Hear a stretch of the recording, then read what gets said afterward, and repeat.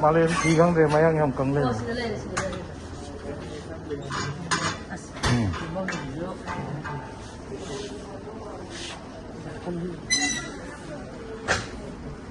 말렘 kumo es dieting yang paling tahu yang kangen ya deh ha ya deh sudah dimple gitu ya Prime Minister lah kan harau nih Prime Minister 是拉起这康迪对 lah ke kan dia lah kan ini lah kan 哎呀拉下你有 Prime Minister 的多个 Prime Minister 我也跟着康迪 oh ini lah lo ya itu ya ya kayak gue sih ya masa pun nama casualty observation bed karena poinnya juga Pegang polis mau cakap apa kayak hari poinnya karena itu health condition tuh kalau sukses baru nanti dan kalau tahu sih itu health tuh berapa demikian isu ya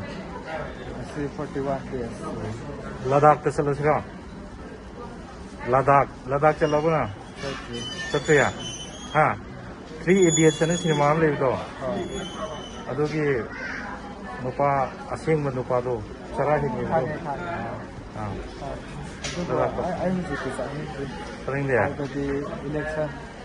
election में से अनौब government अमलाक ट्रिबाउडी code of conduct थुगाई दबदे आई की ओइने खंगजे तो कोई गिलारिबा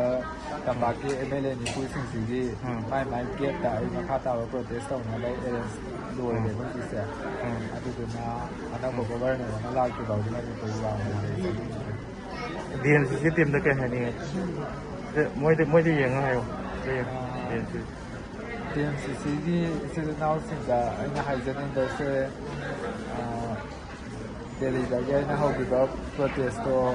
DNCC na achauba mateng pangbirakpana maram oirakanda asi Manipur da aina changsanjariba campaign se Delhi dagi makha samdarapa saruka moibanina Delhi da chilinau mayamna ahenba support pidirakhiba adigi mahairoina Manipur da su hauji tongan ba imaluk sing lati chilinau mayam ma hena tholaga hojikse akan mongda support tawbirakpagi kudong chaba ma aihana hojik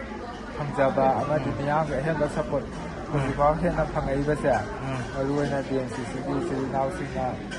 mamangda aibu nakinga takpirakibada adugi mahaini aduna ahen changsanjariba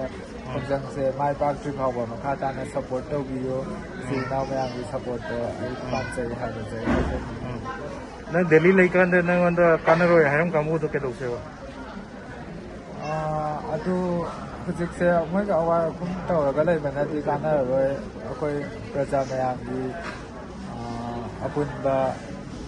ꯀꯩ ꯍꯥꯏꯇꯥꯔꯦ ꯑꯄꯨꯟꯕ ꯂꯤꯡꯖꯦꯜ ꯃꯥꯟꯅꯕꯗꯨꯅ ꯍꯟꯗꯛ ꯊꯕꯛ ꯑꯣꯏꯅ ꯎꯠꯂꯛꯑꯕ ꯃꯇꯨꯡꯗ ꯀꯥꯟꯅꯔꯔꯣꯏ ꯍꯥꯏꯔꯝꯕꯁꯤꯡꯗ ꯑꯗꯨꯒꯤ ꯆꯞ ꯆꯥꯕ ꯑꯟꯁꯔ ꯄꯤꯅꯕ ꯍꯥꯏꯗꯤ ꯑꯗꯨꯃꯥꯏꯅ ꯍꯣꯠꯅꯕꯅ ꯐꯔꯅꯤ